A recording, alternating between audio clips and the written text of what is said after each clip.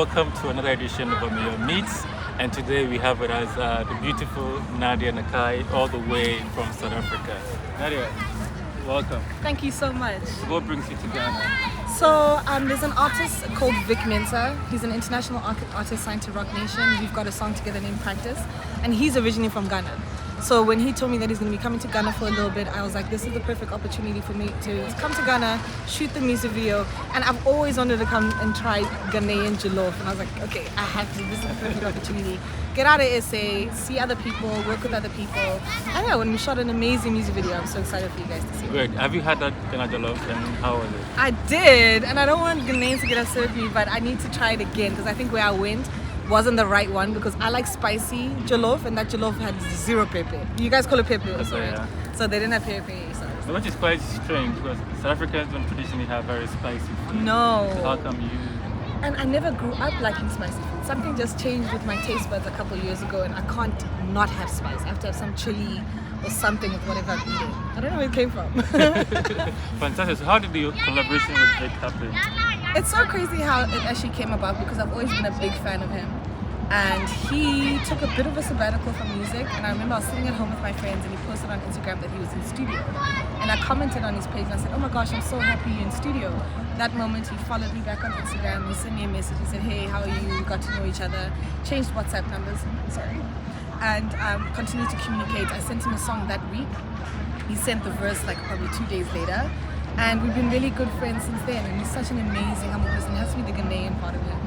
He's very down to earth, he's very accommodative. For somebody that's got such success as he has, I was thoroughly humbled and surprised about how humble he is, and how sweet and excited to be doing a lot of African collaborations, and to also just work with me, which is great. And how was it like shooting in Ghana? Because the case often had been that even Ghanaian artists sometimes prefer to go to South Africa to shoot because they feel there's a lot more scenery they can fall on. So how was it like shooting in Ghana for the very first time? So the exciting thing about it was the fact that I wanted to be able to work with another videography company that gave a different perspective. Ghana is a beautiful country, but the production company I used, which is called Playtime Productions, had such an amazing, unique eye at things. I'm even talking about not just the scenery, but the way that they shot a lot of the scenes, the way that they brought different aspects into the scenes. There's a fire breather that captivated me because he made me feel something ancestral about the way they shot him when he was doing what he did. And that was exciting because I've been using the same production company since the first song I ever recorded 6 years ago. They've shot every single one of my music videos, and I've been very loyal to them. And under normal circumstances, not a normal, but like I would have probably brought them here.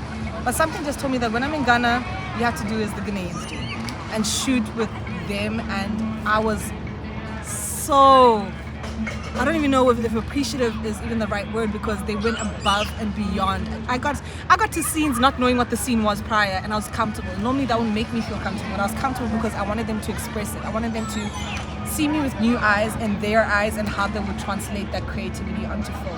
And I think they made an amazing job. I can't believe it. It seems you always have an input in your 100%. Yeah. So take us through the 6 years of your journey so far. How did it start? Yeah. What are some of the challenges and highlights so far?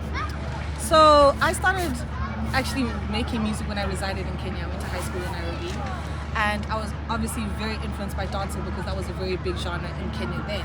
So when I came to SA, I even called myself Calypso. I had dreadlocks. I was like this eccentric Afro electric kind of vibe. And I went to university, and I started working with some local students, that make like makeshift studios in their bedrooms. And we used to record like before class or like after school, and go record or whatever. And my sound kind of graduated from dance, but it's still in there. I'll still like have songs where I rap in patois and have that kind of like Afro-pop feel, but my basis is hip-hop. My basis is punchlines, flair, flow, claps, beats, bass, But so that is where I kind of graduated to. Becoming Bragga happened like about 3 years ago when I signed to my record label, which is owned by Casper Nyovest.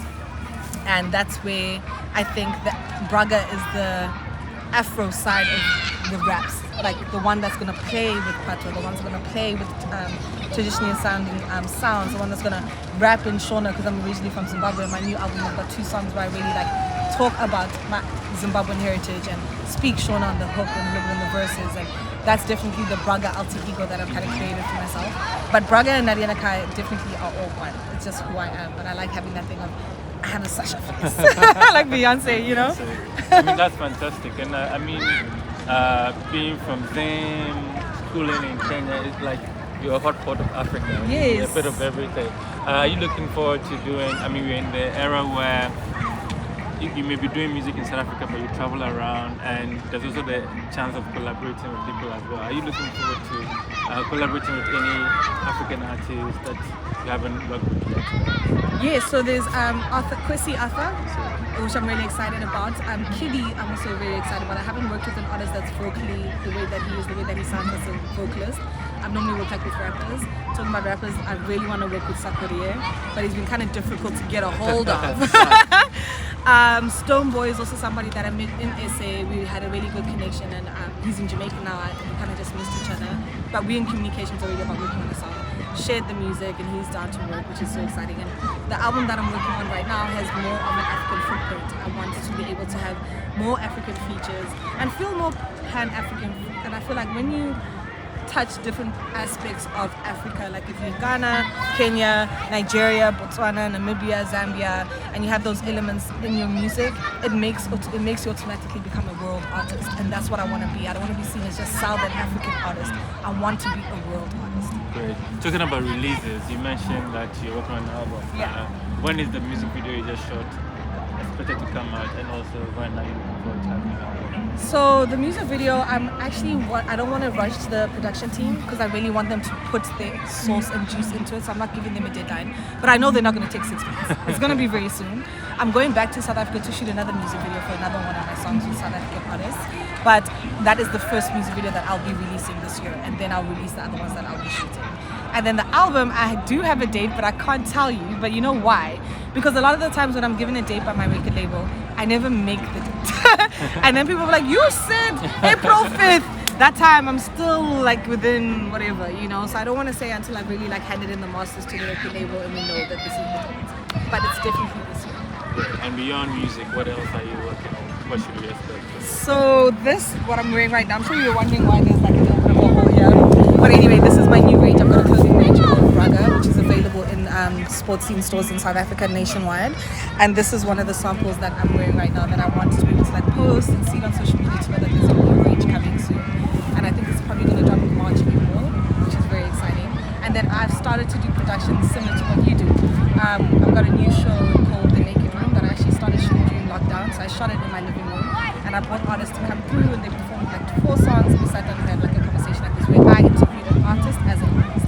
And I thought that was quite exciting, and that played on Channel as well every Wednesday at 7. And we have another production, season 2 of The Naked Room, that we're going to be working on as well. But I am going to upload the episodes on YouTube, so everybody can, hopefully you can add the link here, so everybody can watch it from wherever on the continent. Fantastic. It's been a pleasure speaking Thank you. with you, and we wish you all the very best. We're looking forward to the new music video. Shot in Ghana, featuring a Ghanaian born artist as well. So Thank all you. the very best. Thank you. I appreciate that.